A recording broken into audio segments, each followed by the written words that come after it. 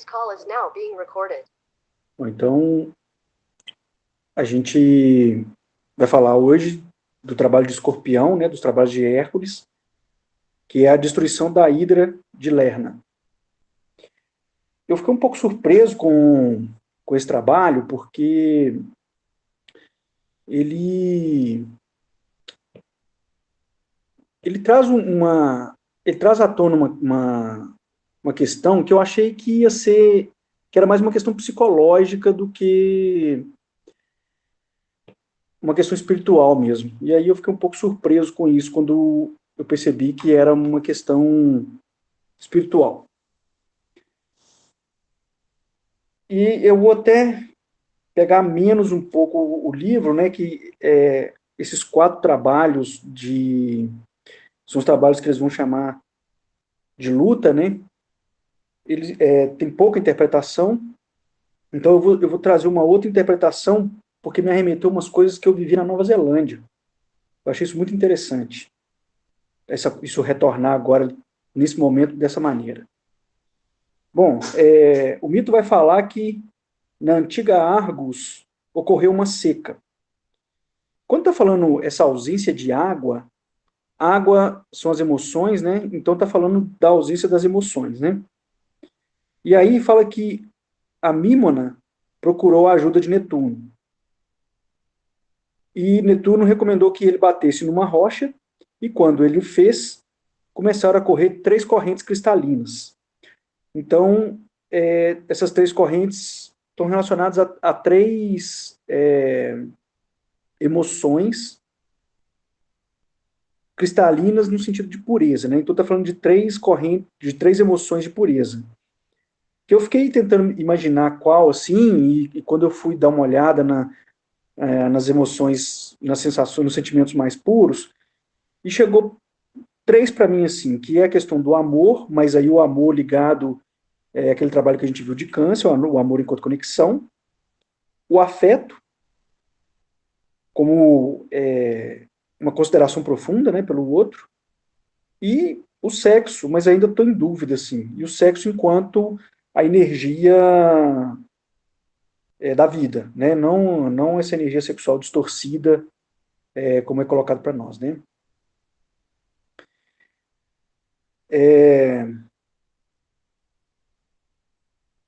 Bom, e aí, logo depois que essas 3 correntes cristalinas, elas começaram a jorrar, a Hidra fez a sua morada.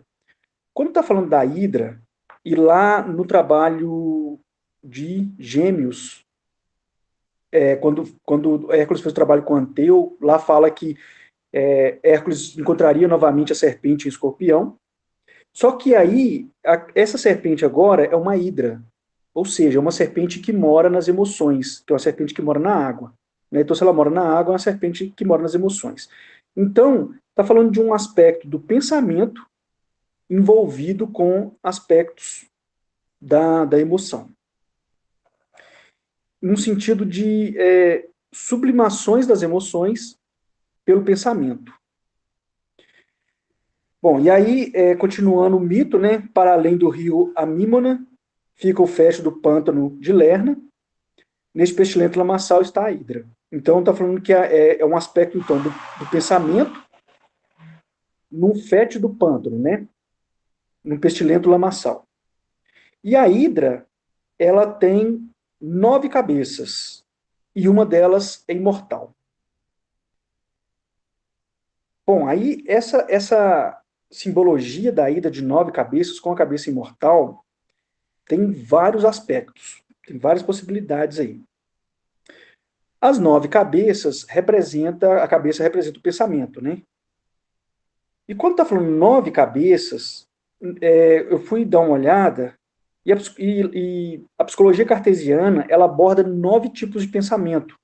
Eu achei uma coincidência interessante. Ela vai falar então que esses 9 tipos seriam reflexivo, crítico, analítico, lógico, sistêmico, analógico, criativo, deliberativo e prático. Então aí a gente tem uma relação então do trabalho com a psicologia. E aí é um trabalho então, embora seja espiritual, ele tem uma pegada da psicologia muito forte. Além disso, o 9, o número 9, ele significa a perfeição e a completude. Então, o 9, por causa disso, ele é considerado o ápice da realização intelectual e espiritual. Então, nessas 9 cabeças, tem um aspecto da completude. Também é o tempo da gestação humana. Então, está falando da finalização do ciclo. O 9, então, está falando dessa completude perfeita, que depois vem o número 1, né, que aí, então, abre-se um novo ciclo. Então, o 9 também é essa completude, é um fechamento de ciclo. Então, está completando também os 4 trabalhos de luta. Então, são 3 fases do caminho espiritual, né? A primeira fase, que é o reconhecimento do centro inferior e superior, o entendimento deles. A segunda fase, que são essas fases de luta. E a terceira fase, que é a fase do aprendizado a se colocar a serviço da humanidade. Então, o trabalho de Escorpião, ele está falando, então, de um trabalho de completude desses 4 trabalhos de luta. E esse trabalho vai estar relacionado a esses 9 elementos do pensamento. E o 9 também é entendido como o número do mestre superior, do arquiteto universal. Bom, um outro aspecto importante é que, se uma cabeça for destruída, 2 aparecerão no lugar. E logo em seguida, o instrutor dá um conselho para Hércules, fala: uma palavra de aconselhamento só posso te dar. Nós nos elevamos nos ajoelhando, conquistamos nos rendendo, ganhamos dando. Um outro aspecto importante é que o trabalho acontece numa caverna de noite perpétua, né, onde jazia a oculta Hidra. Quando está falando, então, que é um trabalho da caverna, então está falando que é um trabalho interior, que é um trabalho que vai acontecer dentro do sujeito, uma transformação dentro do sujeito. Então, nesse caso, uma transformação de dentro do pensamento. Quando a gente está falando da montanha, é algo que é explícito, que é visto por todos. E nesse caso aqui, quando está falando dentro da caverna, é um trabalho que é dentro do sujeito e está dentro das entranhas do sujeito. E, continuando, o mito está falando: de noite, Hércules vagou pelo traiçoeiro pântano. Então, o que é esse pântano, onde mora, né, o aspecto do pensamento? É o pântano da verdade do sujeito, que é esse pântano traiçoeiro, que é esse pântano oculto, de noite perpétua, falando que sempre tem uma caracterização desse pântano como algo difícil, pejorativo, ruim, né? Fétido pântano, pestilento lamaçal, noite perpétua, traiçoeiro pântano, porque isso tudo são características da nossa verdade. Então, a verdade do sujeito, ela é fétida, ela é traiçoeira, ela é destrutiva, ela é oculta, ela é uma noite perpétua, porque, então, está falando dos aspectos do inconsciente, daquilo que a gente não consegue acessar. Daí, essa relação com a psicologia, daí esse trabalho ser um trabalho dentro de um pouco da psicologia, do processo terapêutico, mostrando a psicologia como um instrumento espiritual, né? A terapia como um processo espiritual importante, como uma fase espiritual importante. Então, Hércules de noite vagou pelo traiçoeiro pântano, aguardando um momento propício quando a fera se manifestasse. Essa fera, então, essa hidra, é o nosso aspecto inconsciente. E ela é simbolizada, esse aspecto inconsciente, essa ida dentro de nós, esse monstro intelectual de pensamento, ele produz a nossa verdade. Então, a nossa verdade, né, o que a gente entende como ser no mundo, ele vai ser ancorado, esse entendimento vai ser ancorado por essa hidra que existe dentro de nós. E vem falar que Hércules em vão vigiava, o monstro permanecia dentro de sua fétida cova. Então, essa permanência do monstro dentro de sua fétida cova mostra a dificuldade que a gente tem de ver a verdade, de ver a nossa verdade, de compreender a nossa verdade. E aí é que é importante porque lá atrás, nos trabalhos, a gente viu a importância, por exemplo, no trabalho de Ares e também no trabalho de Gêmeos, a importância de reconhecer a nossa verdade inferior e elevar ela para uma verdade superior. Né? Ou seja, está falando então da gente derrocar a nossa verdade para alinhar a nossa verdade com a verdade superior, que é a verdade da alma, que é a verdade espiritual. E aí fala que, recorrendo a um estratagema, Hércules embebeu suas setas em piche ardente e as despejou diretamente no interior da caverna, onde habitava a horrenda fera. A Hidra, suas 9 cabeças zangadas, emergiu. Então, o Hércules usa uma manobra de engano para confundir a Hidra e trazer a Hidra para fora. Quando está falando flecha, a flecha é o símbolo do conhecimento superior, da luz reveladora. Então, está falando então que Hércules usou um aspecto de conhecimento superior para poder trazer a Hidra para fora e ficar de frente com a Hidra, né? Isso simboliza o que eu acabei de falar, como a importância de alinhar a nossa verdade com a verdade superior. Então, quando está falando que Hércules atirou flechas na Hidra, ou no pântano, né, que é o inconsciente, então são flechas de luz, são flechas de entendimento, são flechas de conhecimento superior. Então são flechas de um entendimento mais elevado, são flechas da alma, de entendimento do processo semelhante ao processo da alma. Então, quando Hércules coloca conhecimentos do espírito dentro do inconsciente, é que ele começa, é que ele tem a possibilidade de ficar frente a frente com a Hidra. Ou seja, é quando ele coloca conhecimentos espirituais sobre ele, sobre a vida dele, é que ele começa a ter uma possibilidade, então, de ficar de frente com a própria verdade, de enxergar a própria verdade. Porque é vendo o distanciamento da verdade espiritual, da própria verdade, que ele consegue entender o que precisa ser modificado na própria verdade para poder direcionar e alinhar para a verdade espiritual. E aí Hércules deu um golpe tão severo na Hidra que logo decepou uma das cabeças. Mal esta horrorosa cabeça havia tocado o solo, quando duas cresceram em seu lugar. O que é essa analogia, né, essa metáfora de cortar uma cabeça e aparecer duas no lugar? Né? O que é isso de cortar uma cabeça nesse sentido da Hidra, que é o pensamento, está falando então de decepar um pensamento, de tirar fora um pensamento. Só que aí outros dois são colocados no lugar.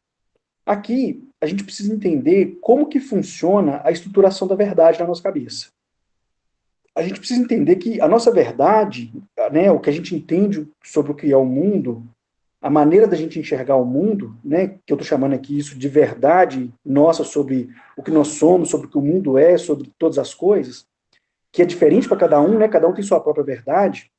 Para a gente estruturar essa verdade, a gente precisa de justificações simbólicas. Então, toda verdade, ela só se mantém de pé se uma argumentação simbólica for estruturada para sustentar a verdade que a gente concebe sobre as coisas. Então, é preciso, então, a gente ter todo um mecanismo de justificativas, que eu estou chamando aqui de justificação, por causa dessa justificação simbólica. Por que justificação simbólica? Porque são símbolos que emitem significados. Né? E essa verdade que a gente tem sobre o mundo nada mais é do que um conjunto de significados, né, de sentidos, de interpretações que a gente tem sobre as coisas, sobre o mundo. Né? E aí a gente precisa, então, justificar a existência dessa verdade. Uma verdade ela só se mantém de pé se ela for bem justificada. E aí, para manter o pensamento estruturado, quando a gente rompe uma justificativa, então esse decepar uma cabeça é romper uma justificativa. E aí, quando a gente rompe uma justificativa, que a gente não está muito alinhado com o processo de transformação, com o processo de evolução, a gente vai e arruma outros argumentos para justificar aquele argumento que foi quebrado. E aí, como porque a gente tem né, tem uma parte mais para frente que eles vão chamar de interpretação moderna sobre o trabalho da Hidra, que eles vão falar do conforto, né, de se permanecer na zona de conforto, que é um pouco isso. A gente tem uma tendência a se manter na zona de conforto, a gente tem uma tendência a se manter numa espécie de inércia, que é um ponto de anestesia, que é onde a gente não sente dor. E quando a gente rompe um argumento, um argumento justificativo, né, quando a gente rompe uma argumentação simbólica, uma justificação, aí a gente dá uma desestruturada. E essa desestruturada faz a gente sair da zona de conforto, e isso implica diretamente numa possibilidade de sentir dor. Essa possibilidade de sentir dor, então, dá uma balançada na gente, e aí, para poder, para poder equilibrar na inércia, a gente pega, então, e coloca outros argumentos e outras justificações no lugar.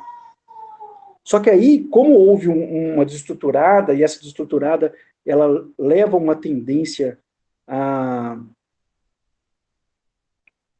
a mostrar que aquela verdade não é tão verdade, então a gente precisa reforçar o argumento. Por isso que tem essa analogia de duplo argumento, de nascer duas cabeças. Porque aí a gente precisa colocar um argumento ainda mais forte no lugar para poder reestruturar de novo o que estava acontecendo. Só que aí a gente então coloca com uma força tal, de modo que não corra mais risco de desestruturar aquele argumento. Por isso que todas as vezes que rompe, que corta uma cabeça da hidra, né, nasce duas. Ou seja, todas as vezes que algo nos impele a desestruturar um pensamento significante, estruturante do que é o mundo na nossa cabeça, para quem não está dentro de um trabalho espiritual, né, e aí nesse aspecto de escorpião, dentro de um trabalho terapêutico, a tendência então que se tem é substituir aquele argumento por argumentos ainda mais fortes. Então, quando está falando que nascem duas cabeças, é nesse sentido, que à medida que a gente vai conversando com algumas pessoas, vocês podem perceber isso. Às vezes a gente está conversando com a pessoa e ela chega perto de um ponto de desestruturar uma verdade, a pessoa se reforça em argumentos e coloca vários argumentos no lugar, que aí ela dá aquela ancorada de novo nessa anestesia, nessa inércia para não sentir a dor da derrocada da verdade. Então, essa analogia de cortar a cabeça e nascer duas no lugar é isso. Está falando, então, do reforço das justificativas, das justificações simbólicas que a gente faz para manter estruturada a nossa verdade e para a gente não enxergar o que é a nossa verdade. E quando eu estou falando enxergar o que é a nossa verdade, né, eu estou falando que é a maneira como eu entendo que eu sou, a maneira como eu me concebo dentro de um mundo interpretado por mim, da maneira como eu entendo o mundo. Então, o que é a nossa hidra, né? É a gente estruturar um entendimento sobre o que é o mundo e o entendimento do que eu sou nesse mundo interpretado por mim. Então, uma interpretação do que eu sou dentro de um mundo interpretado por mim. E todas as vezes que isso tudo acontece pelo pensamento, né?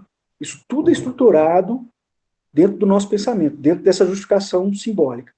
E aí, todas as vezes que eu vou rompendo alguma justificação simbólica, para aqueles que não estão habituados com o trabalho espiritual, a gente vai reforçando, o sujeito vai reforçando o argumento e vai colocando argumentos mais fortes para tentar manter o status quo onde ele estava, para fazer a manutenção do lugar onde ele estava. O organismo humano, ele tende ao equilíbrio, né? E esse equilíbrio, nesse caso, é entendido como sendo a manutenção daquilo que é. Então, quando eu tenho oportunidade de enxergar um aspecto da minha verdade, eu estou vendo o que é mais da minha essência, mais verdadeiro. E aí eu estou derrocando o que é do da minha verdade. Só um minutinho, gente.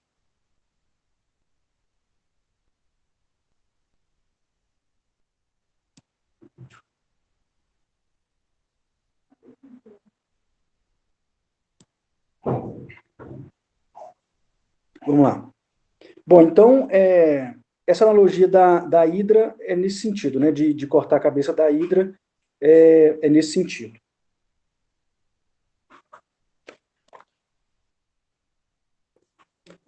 Eu espero que tenha dado para entender, assim, que essa é uma parte muito importante, a gente entender como a gente vai fazendo essa substituição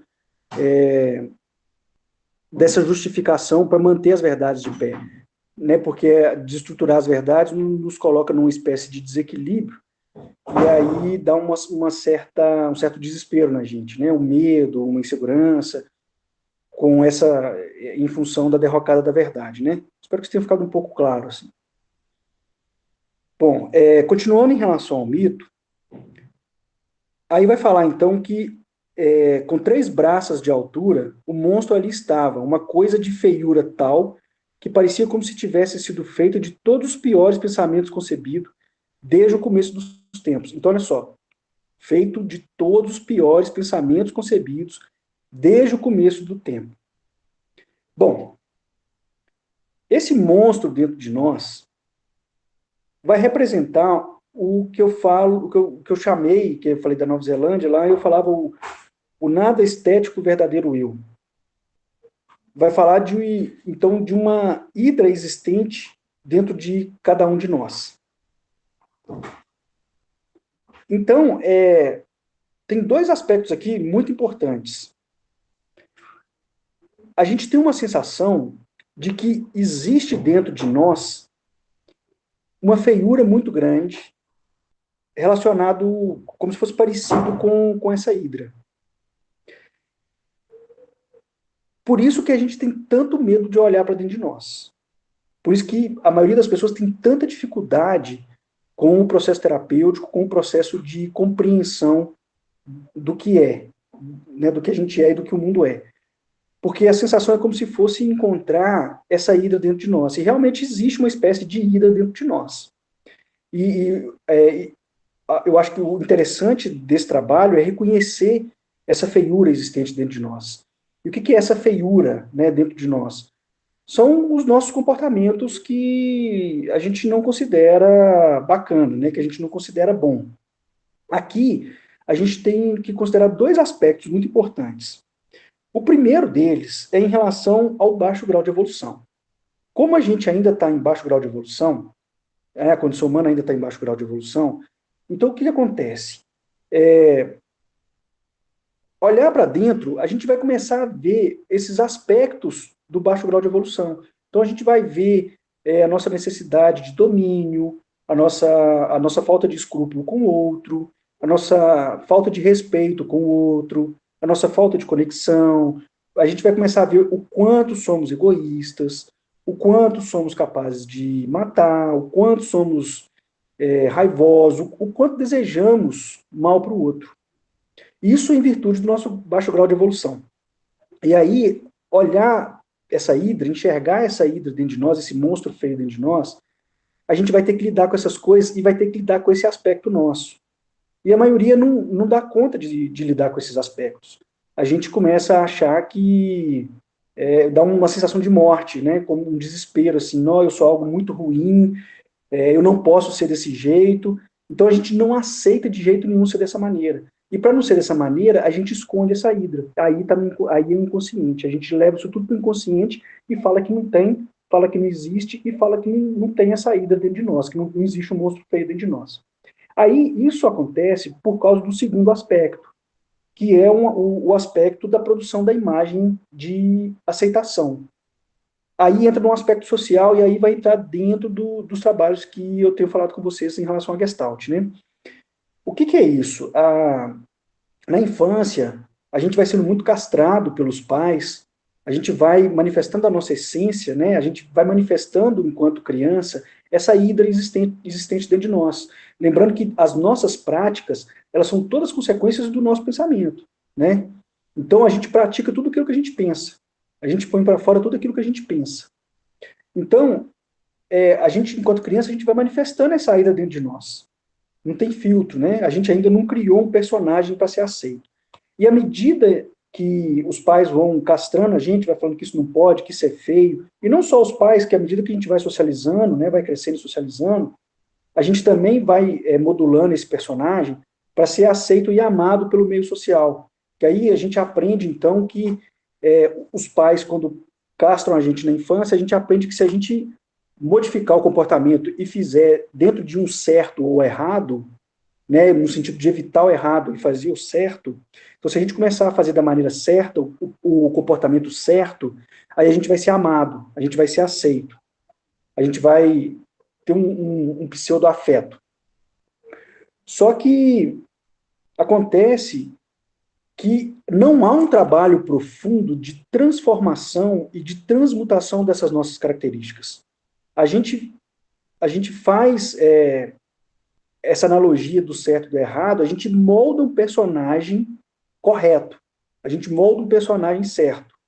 Só que, ao invés de trabalhar, né, claro, a gente ainda socializando, né, ainda criança, aprendendo o que é o mundo, né, o que é a vida, então não dá tempo de fazer esse trabalho, né? E aí, só que numa busca, numa carência muito grande de ser amado, a gente vai criando um personagem, vai forjando um personagem que vai ser aceito. E esse personagem, ele vai tendo características que vai escondendo a Hidra nesse pântano fétido, nessa caverna escura, de noite eterna. Essa é a metáfora do quartinho escuro que eu sempre falo, né? Que o processo terapêutico acende a luz no quartinho escuro. O processo terapêutico, então, ele acende a luz dessa caverna da Hidra. E aí a gente enxerga um monte de coisa. E por isso que às vezes, né, eu tô atendendo alguém, ou às vezes eu falo alguma coisa, sei lá, o pessoal fica com raiva de mim, porque eu acendo alguma luz, o pessoal vê uma cabeça da Hidra que não queria ver e fica puto comigo porque eu mostrei a cabeça da Hidra. Isso é muito comum, né, acontecer. Vocês já viram isso, inclusive, dentro de sala de aula, né? Bom, e aí o que acontece? Então a gente forja esse personagem,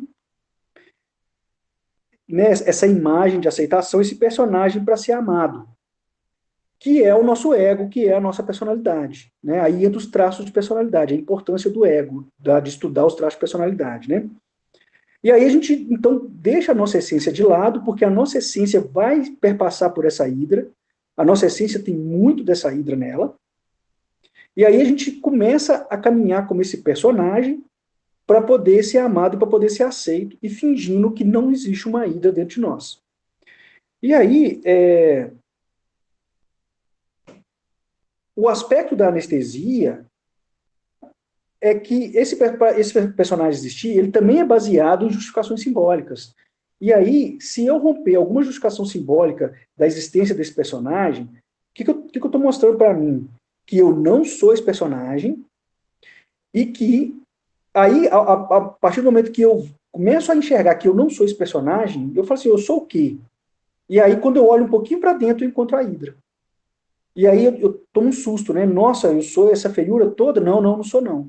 Aí eu começo a justificar, então, reforçar as justificações para não ser essa feiura, para não ser essa hidra. Então, esse é o processo que a gente vai vivendo. Esse é o processo que a gente vai vivendo. A gente vai tentando ao máximo não enxergar essa hidra que está dentro de nós. Só que essa hidra, ela é a nossa essência. Ela faz parte da nossa essência. E o caminho espiritual, que o trabalho de Hércules, que esse trabalho vai falar, é exatamente isso, é reconhecer essa hidra e transformar ela, e mudar ela, que é o que eu sempre venho falando nas aulas, né? Então, nos nossos encontros, eu sempre venho falando isso, que a gente tem que encarar a nossa feiura, a gente tem que encarar o que a gente é. É como se a gente tivesse vergonha, né, medo de olhar no espelho, porque aí, olhando no espelho, a gente vai ver o tamanho da feiura que está lá, aí tem que correr e fazer uma maquiagem, então, para tampar a nossa feiura, para tampar a nossa verdade.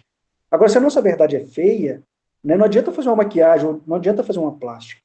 A gente tem que encarar e transformar a nossa verdade e modificá-la, que é o que o Hércules faz quando ele abraça a Hidra. Bom, então Hércules se ajoelhou, agarrou a Hidra com as mãos nuas, né, quando ele abraça a Hidra, e ergueu a Hidra. Suspensa no ar, sua força diminuiu. De joelhos, então, ele sustentou a Hidra no alto, acima dele, para que o ar purificado e a luz pudesse fazer seu devido efeito.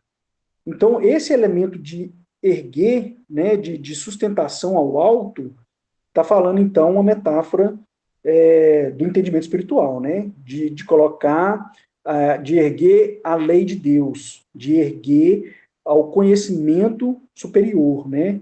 De colocar, então, essa hidra no conhecimento superior. Então, o que é isso?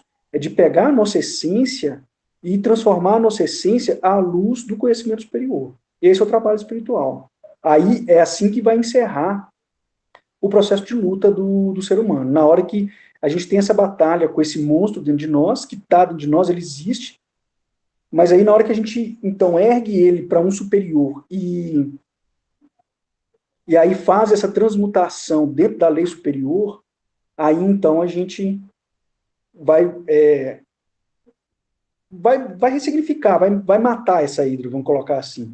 Então, o que a gente precisa fazer, então? Tem a nossa verdade individual, né, subjetiva, que ela tem um grande aspecto, uma grande influência, ela é delimitada, né, ela é desenvolvida a partir da verdade social, da lei social, né, que é a lei dos homens, que é o que o homem determina como certo e como errado, como que pode e o que não pode, como que deve ser e o que não deve ser.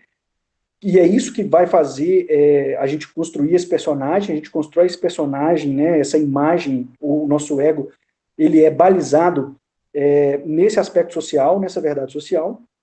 Então, a minha verdade individual, a minha verdade subjetiva, ela é uma interpretação, um entendimento do que é a verdade social e uma adaptação dentro das minhas necessidades. E eu vou criando esse personagem, vou interpretando o mundo, fazendo uma intermediação entre aquilo que a verdade social me diz que eu devo ser e a satisfação dos meus desejos e necessidades.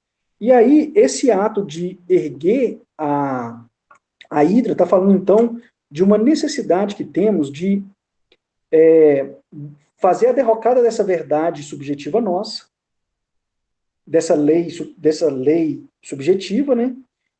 E colocar a minha verdade subjetiva, a minha lei subjetiva, em coerência com a verdade, com a lei superior, com a lei divina, com a lei de Deus. Por isso, essa analogia da elevação. Então, esse é um trabalho que é um trabalho de derrocada da própria verdade, de desestruturar a própria verdade, de entender que a minha verdade subjetiva, como eu entendo as coisas, eu entendo ela como sendo a verdade absoluta do mundo, e ela é mais verdadeira do que a verdade de todas as pessoas, e não tem ninguém com uma verdade igual à minha, parecida com a minha, mas aí, como ela é a minha verdade, eu falo que ela é a verdade por excelência, é a verdade de todas. E aí, então, esse trabalho é um trabalho de derrocar essa verdade, de entender que essa verdade é uma ilusão e uma fantasia, e colocar, então, numa coerência com a verdade superior. Bom, como que isso acontece, então? Como que isso é possível, né? Hércules, então, fez 3 coisas importantes. Ah, e tem um outro aspecto que ele fala, as cabeças caíram sem vida, então Hércules decepou a cabeça imortal e a sepultou sobre uma rocha. O que é essa analogia, então, da cabeça imortal? Tem uma dessas cabeças da Hidra, então, que ela não vai morrer nunca. O que é isso que está sendo dito, então? Que esse trabalho de compreensão da verdade, de compreensão de uma hidra existente dentro de nós, ele vai ser um trabalho perpétuo na carne. Enquanto a gente estiver encarnado, a gente vai ter esse trabalho de ter que lutar contra a cabeça da hidra, né? Então ela é imortal. Enquanto estivermos na carne, a gente vai passar por esse problema. A gente vai estar sempre tendo que ver a hidra dentro de nós. E aí, para que esses aspectos da hidra, então, não fiquem muito salientes, não sejam os regentes do nosso comportamento, a gente precisa sepultá-lo sobre uma rocha. O que é isso, então? É a firmeza da rocha. Então, para que a gente não ceda aos pensamentos ilusórios, né, às fantasias, e vai criando essa verdade desse personagem para esconder a hidra, a gente precisa sepultar essa cabeça da hidra na firmeza. A gente precisa ser firme, então, nesse compromisso do entendimento dessa hidra dentro de nós, do que somos. A gente precisa, então, ter a firmeza dessas 3 coisas que o Hércules fez, que eu vou falar agora. E isso é edificar a casa sobre a rocha, que Jesus tanto fala, né, que é uma estrutura sólida. E o que é essa estrutura sólida, então? Primeira coisa, que são essas 3 coisas que Hércules fez. Primeira coisa que Hércules fez. Primeiro, ele reconheceu a existência da hidra. Esse é o primeiro ponto. Isso, dentro daqueles termos que eu utilizo na Gestalt, é aceitação do que é o que é, somos o que somos. E não adianta, não importa se é feio ou é bonito, a gente precisa aceitar o que somos. E aquilo que a gente acha feio, a gente precisa ir transformando. E esse é o segundo passo, transformando como? Com paciência. E esse é o segundo passo do Eccles, ele procura pacientemente pela Hidra. Então, o primeiro aspecto é esse da gente reconhecer essa existência da Hidra, aceitar o que é, porque o que é. Não adianta ficar fingindo, não adianta ficar colocando ilusão, não adianta ficar colocando fantasia, né? Não adianta criar essa imagem de aceitação, essa imagem para ser amado.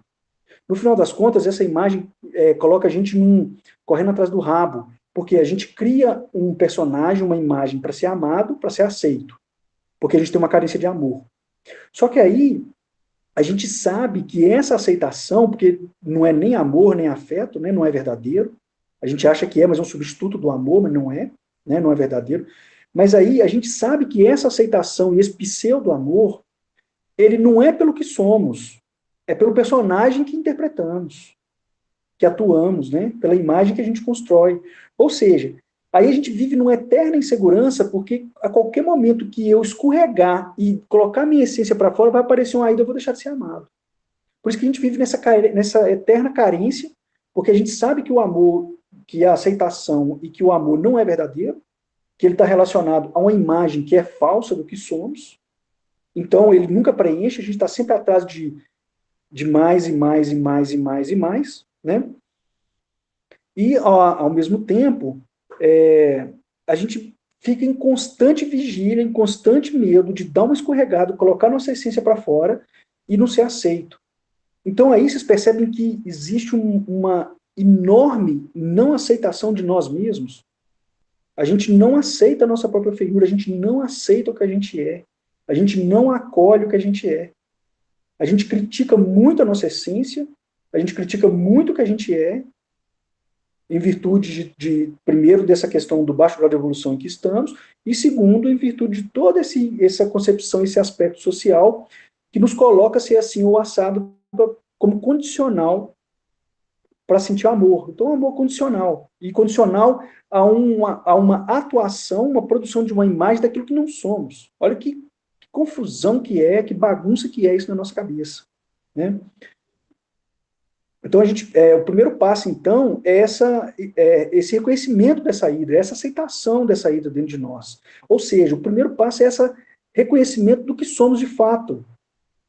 E aí é preciso paciência para entender a hidra, porque é preciso paciência para aceitar nós mesmos. Então, o primeiro passo, a gente reconhecer o que a gente é, somos o que somos. E isso é a qualidade da humildade.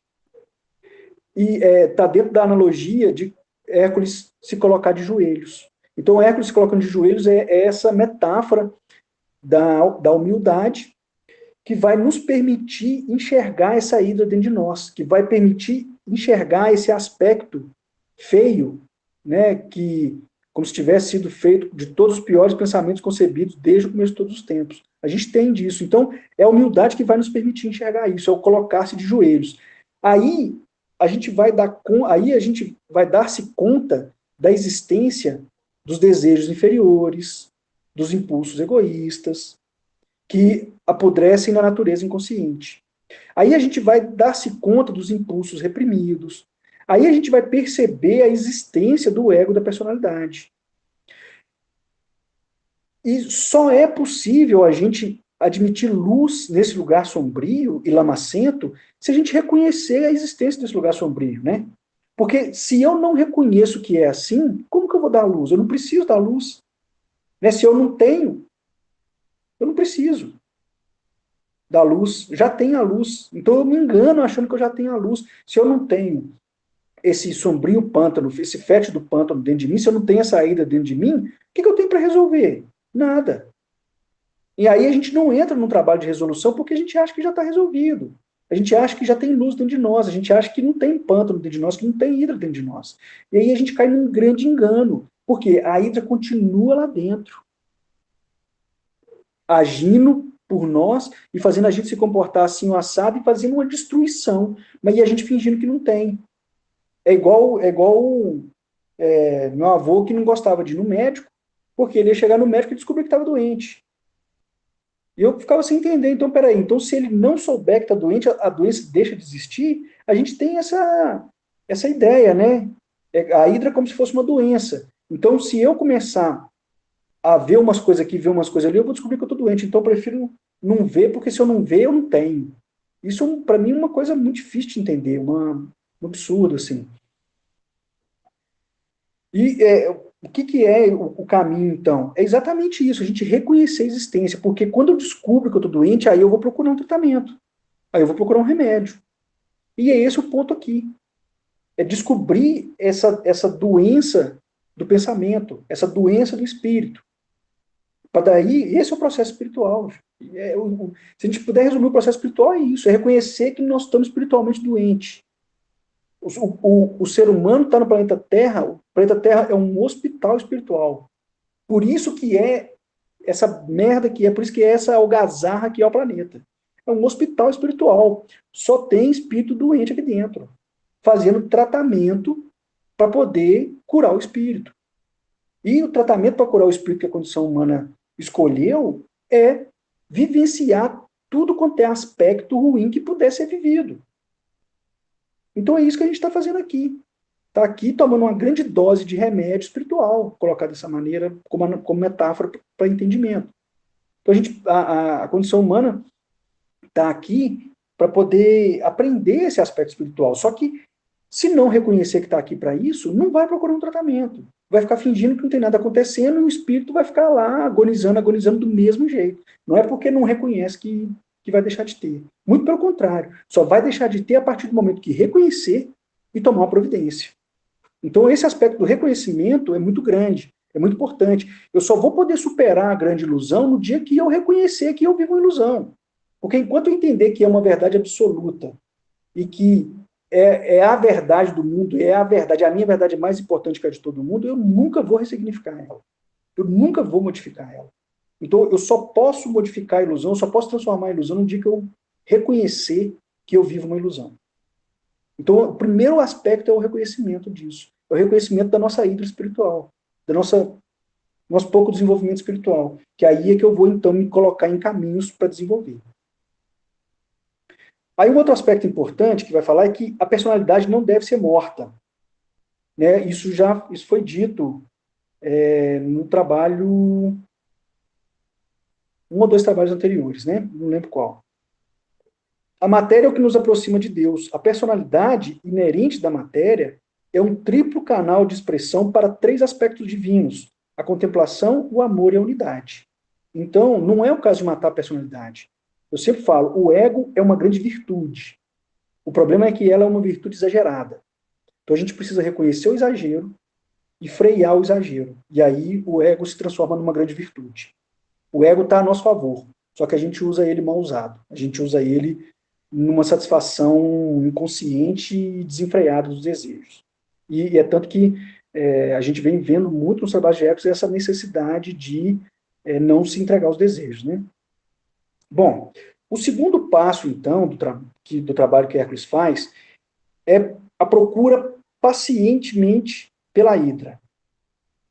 O que é essa procura paciente pela hidra, então, né? A partir do momento que a gente reconheceu, a gente precisa ter paciência de ir entendendo o funcionamento, a gente precisa ir examinando com calma, com parcimônia, com detalhe, com profundidade, esse monstro interior, para entender como ele funciona.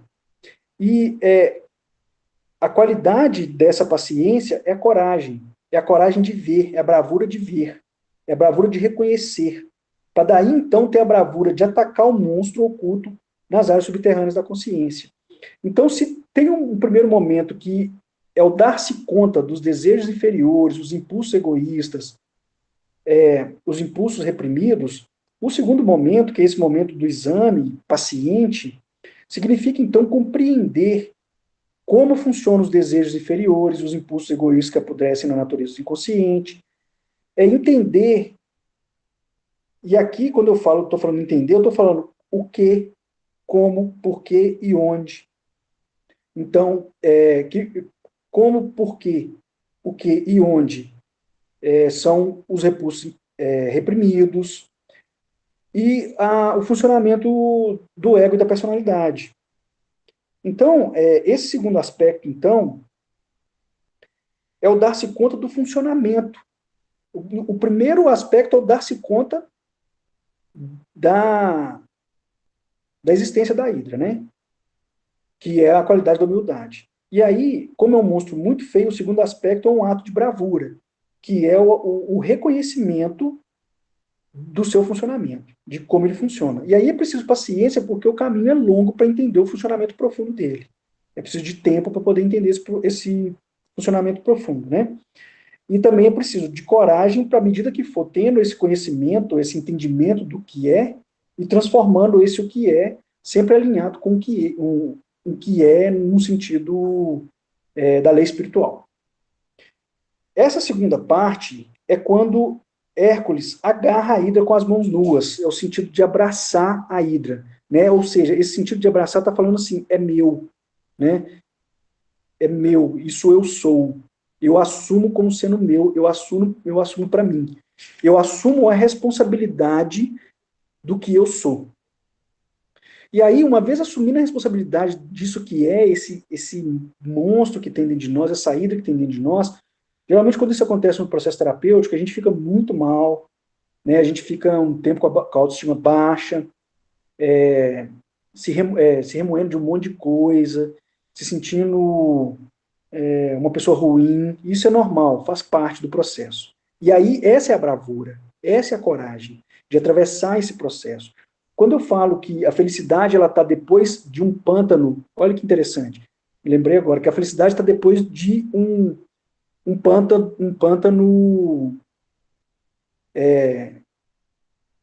difícil de atravessar, um pântano igual esse da Hidra aqui, né? Esse, esse pântano fétido, esse pântano traiçoeiro. Então a felicidade está depois desse pântano traiçoeiro. O que é esse pântano traiçoeiro? Esse momento que a gente reconhece a Hidra. Né? Que para reconhecer a Hidra, a gente tem que ir lá na casa dela. Lá dentro da caverna pantanosa, fétida, traiçoeira. Lá dentro da caverna, aí a gente encosta a Hidra, encostar as mãos na Hidra, entrar em contato, dar-se conta, encostar. Ou seja, assumir, admitir, contato, tato, encostar. Então eu assumo que é meu. E aí a felicidade então está depois que atravessa esse pântano. Depois que a gente reconhece, né, o momento que a gente reconhece, a gente entra a gente vai no fundo do poço, né, a sensação de vai no inferno, né, quando a gente reconhece essa ida dentro de nós, quando a gente está no processo terapêutico, que a gente reconhece algo em nós, a gente dá essa descida no inferno, vai nesse pântano e vive aquele momento muito difícil, aquele momento depressivo, aquele momento de autoestima muito baixa, e aí a gente sai. E aí a gente sai quando a gente começa a encontrar a felicidade. A música clássica, ela, para mim, ela é um recado de Deus, né? Porque composta em 1400, 1500, né? Mozart compôs a primeira música com 12 anos, Beethoven surdo compondo música clássica. Hoje, com toda a aparelhagem eletrônica que a gente tem, eles não conseguem compor música clássica. E a música clássica tem um negócio interessante que ela é composta de 4 estágios. É o estágio,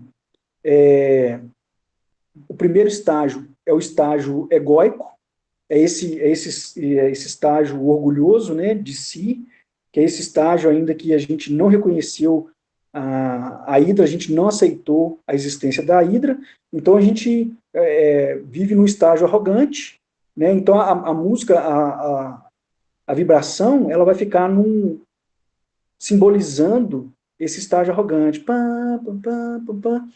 E aí, logo em seguida, acontece então a compreensão da Hidra, né, desse aspecto negativo nosso, dessa parte fragmentada nossa, dessa parte não desenvolvida espiritualmente. Aí a música clássica é a hora que aquela música clássica ela fica difícil de escutar, que aí ela vai lá no fundo do poço. Aí, em termos de vibração, ela leva a gente no inferno, que é a hora que a gente faz a descida no pântano, né? Pântano, inferno, essa analogia, né? A Hidra, né, com o demônio, como demônio. Aí a gente faz essa ida ao inferno mesmo, que é esse momento difícil do processo terapêutico, de reconhecer as coisas, de ficar mal, de ir no fundo do poço mesmo, de ficar lá no fundo do poço, revirando um monte de coisa, em contato, né, encostado na nossa hidra, abraçado na nossa hidra, reconhecendo ela como parte nossa. Aí a gente começa a desenvolver a bravura, a coragem de resolver a hidra. Aí a música clássica entra num estágio que é a subida do inferno. Aí é a hora e vai fazendo a saída do inferno, que é a hora que começa o estágio, então, de transformação, de alegria. Aí depois entra na estabilidade, mas aí já é a glória, já é o desenvolvimento espiritual, a glória, já é o desenvolvimento de nós mesmos. Que é esse momento de erguer a hidra, né? Olha que interessante, os 3 passos com a música clássica, né? Então tem um momento de reconhecer, que aí, né, de perceber, então, depois vai ter a descida do inferno, que é o entrar em contato e depois erguer superior, para ir para a glória, para ir, que aí é a resolução. Então, erguer a hidra, que é o terceiro passo disso que Hércules fez, é essa elevação ao superior. Para que tenha essa elevação ao superior, né, essa saída do inferno, essa saída do pântano, primeiro é preciso discriminação. O que é essa discriminação? É uma compreensão pormenorizada, detalhada, profunda do que leva à transmutação. E aqui tem um aspecto interessante que é importante ressaltar, que muitas vezes a gente não precisa de muito esforço para fazer essa transformação. O simples ato de reconhecer e de compreender como funciona é como se virasse uma chave em nós e meio que o nosso organismo automaticamente começa a empreender práticas de transformação. Isso é muito bonito no ser humano. O ser humano já vem dentro dele um aspecto de resolução dessas coisas. Só que para isso ele precisa reconhecer, entrar em contato, né, que esse em contato vai no inferno, e aí muda uma chave dentro do próprio ser humano que o próprio organismo restabelece no sentido espiritual. Por isso somos partículas de Deus. A gente, por si só, já faz uma transformação que vai nos levar mais próximos, porque a glória é mais próxima de Deus, né? Esse erguer é mais próximo de Deus, né? Essa analogia. Então, olha que bonito isso, o ser humano já vem com isso nele. Quando reconhece, quando encontra, encosta, abraça a hidra, vira uma chave, o próprio ser humano já começa a fazer uma transformação. Alguns trabalhos são mais difíceis e precisa de outros trabalhos para poder fazer essa virada. Mas geralmente quando a gente chega nesse ponto do reconhecimento, do contato, a transformação acontece meio que automático. Isso é muito bonito, né? O ser humano é formidável, é divino, né? Por isso somos filhos de Deus. Né? Hércules, filho do homem, que também é filho de Deus. Somos filhos de Deus, muito, muito bonito isso. Erguer a hidra é dar à luz à sabedoria, então é deslocar o problema para outra dimensão e começar a resolver o problema, então, na sabedoria da alma.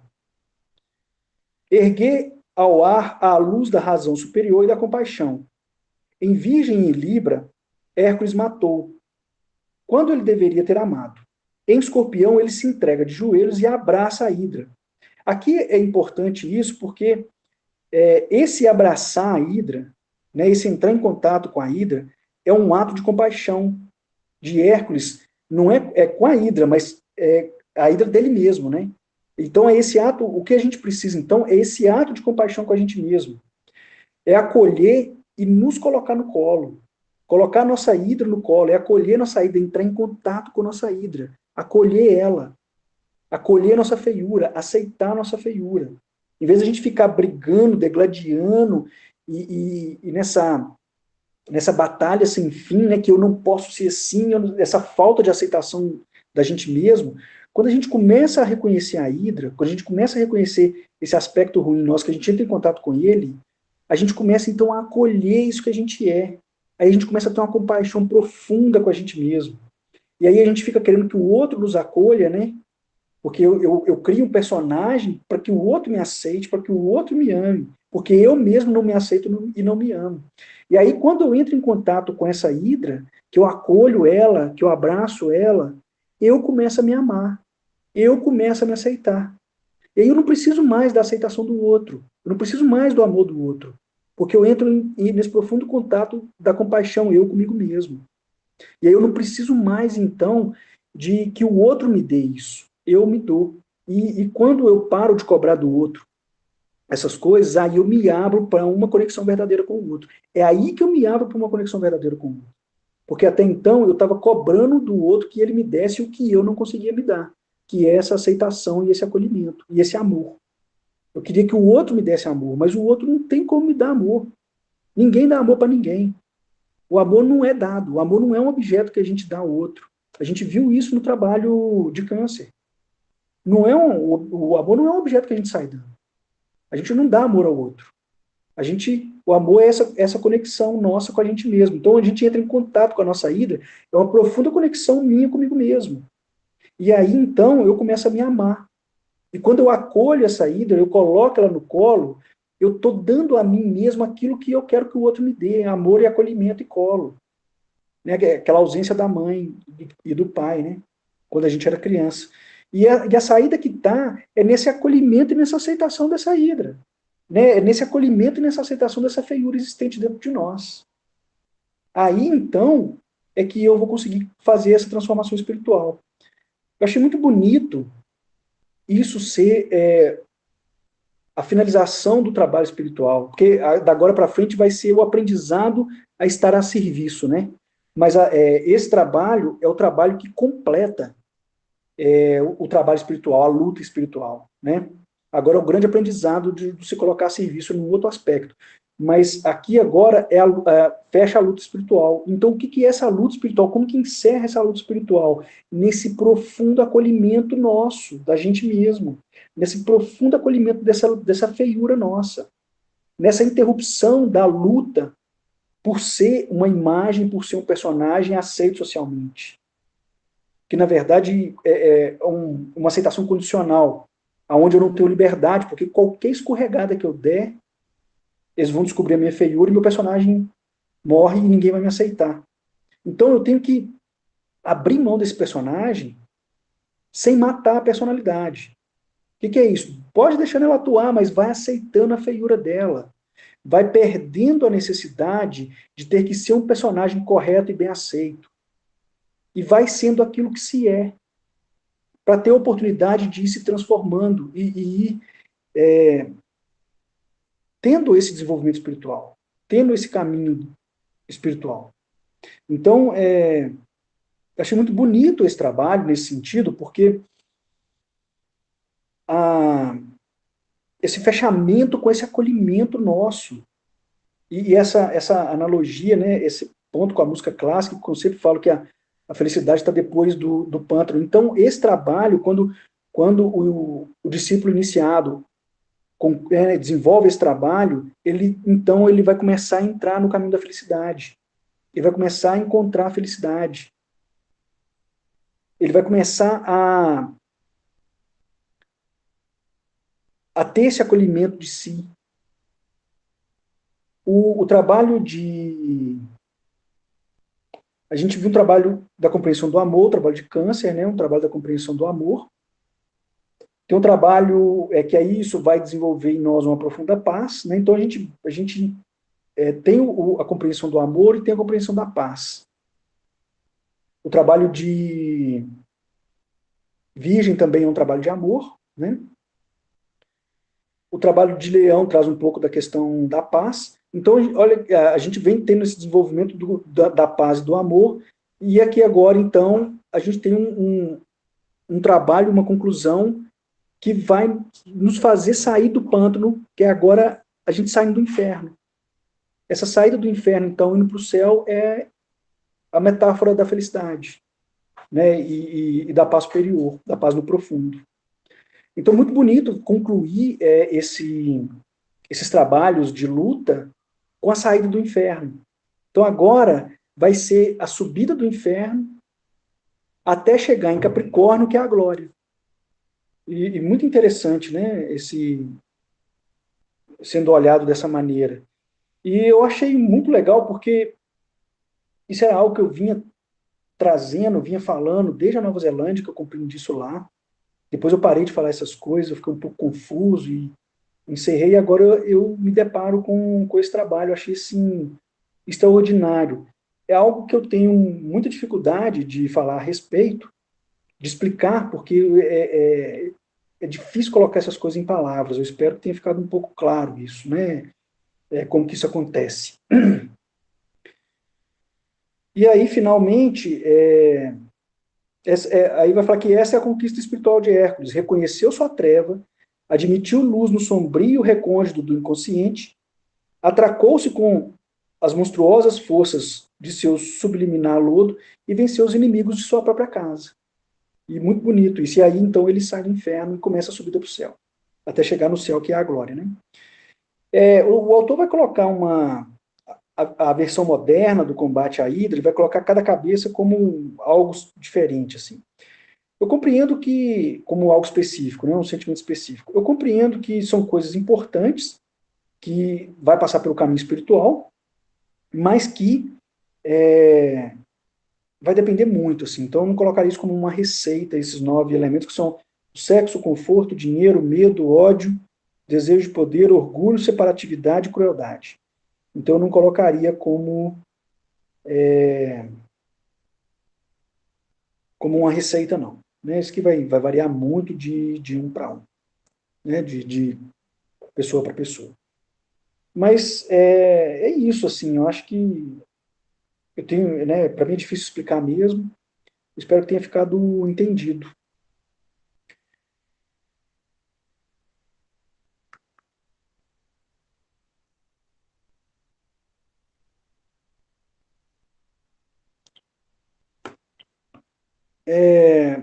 Em relação a esses elementos, né, o sexo, ele tem uma dicotomia, né, que é a escravização de uma paixão que domina versus a conexão com a unidade. O conforto é um eterno senso de insatisfação e impulsiona o homem para níveis cada vez mais altos da conquista espiritual. Esse conforto que tem aquela analogia com a zona de conforto, né? A gente ficar na zona de conforto, numa inércia, né, espiritual, de não se movimentar, e aí fica numa apatia, num esquecimento das lutas e das tentativas do caminho espiritual. Se estagna, né, não sai do lugar. Então, e é interessante falar que existe no homem, então, um eterno senso de insatisfação. Né? É importante entender isso, porque é esse senso de insatisfação que vai fazer a gente procurar algo superior, né? Esse desenvolvimento espiritual. O dinheiro, ele representa, para mim, o principal problema do ser humano.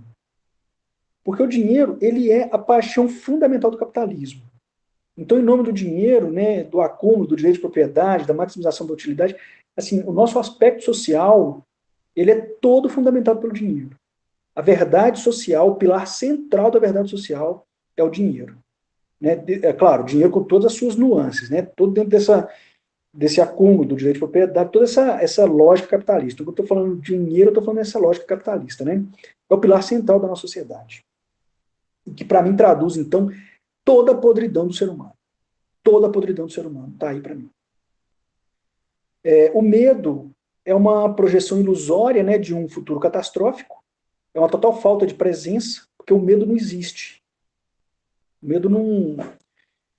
O medo é uma fantasia de uma possibilidade de algo que vai acontecer no futuro que vai ser ruim. Então é uma total falta de presença. Aqui agora não tem medo. Ou tem uma situação difícil, né, pesada, forte, ou não tem. Né? Agora, quando a gente está numa situação de medo, é porque a gente fica imaginando o que vai acontecer. Então, o medo é uma projeção de algo catastrófico no futuro. Né? E então ele reflete uma necessidade de elevação do pensamento para um nível superior e para trazer para o nível da presença. O ódio é interessante porque o ódio está enraizado na negação e é o oposto do desejo da união. Então, aonde tem muito ódio, aonde tem muita negação, tem ódio. E quando se tem ódio, não se permite a união. Então, quando tem duas pessoas ou mais pessoas que não conseguem entrar em união, existe um provavelmente existe um aspecto de ódio ali dentro. Claro que não é determinístico de falar que é sempre assim, mas geralmente existe um aspecto de ódio ali dentro. É algo a se investigar. Se elevado a uma dimensão superior, o ódio se transforma em repúdio ao que é irreal. Então, o ódio, olha, o ódio tem um aspecto importante. Se a gente, se a gente colocar ele, manifestar ele enquanto negação das coisas, né, que vai levar nessa desunião, a gente está usando ele no seu aspecto inferior. Mas se a gente levar ele para o aspecto inferior, como ele é uma espécie de negação, ele vai começar a negar o irreal. E aí ele vai dar uma primazia para o real, para a nossa hidra. E aí está a grande potencialidade do desenvolvimento espiritual. Quando é despido de todo conteúdo emocional, ele pode tornar-se uma energia que leva o homem a rejeitar a forma em favor da vida que a anima. Então o ódio ele tem uma grande força de possibilidade de transformação da fantasia, da ilusão, na realidade da essência, no real da essência. O desejo de poder é uma necessidade que o homem tem de uma onipotência, né? O homem adora brincar de ser Deus, né? As religiões estão aí para provar isso. E tudo, né, o Michel Foucault vai falar que tudo é poder, né? Que tudo são relações de poder. Minha tese é sobre relações de poder.